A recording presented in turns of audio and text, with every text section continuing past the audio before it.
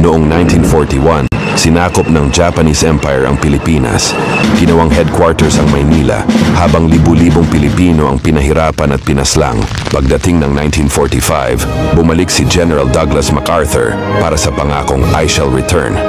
Kasama ng mga sundalong Pilipino, sinimulan ang pagbawi sa Pilipinas. January 1945, umatake ang mga puwersa ng Amerika patungong Maynila.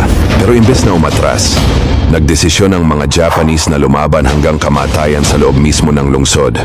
Tinawag itong No Surrender Defense. February 3, 1945, nagsimula ang labanan. Nagkaharap ang Amerikano, Pilipino at Japanese sa kalsada, gusali at simbahan. Ginamit ang mabibigat na bomba, tangke at artillery. House to house ang bakbakan. Nasira ang buong Maynila, Intramuros, Escolta, Malate, pati simbahan ng San Agustin.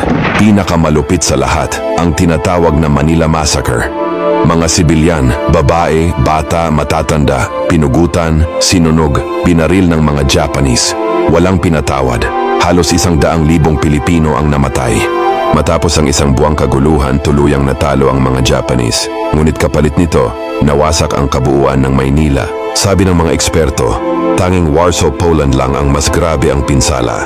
Pati ang Hiroshima at Nagasaki na binagsakan ng mga Amerikano ng atomic bomb ay mas buo pa kumpara sa Maynila. Pero sa kabila ng trahedya, bumangon ang Maynila. Buhay pa rin ang alaala ng mga namatay at ang Battle of Manila ay nananatiling isang mahalagang bahagi ng ating kasaysayan.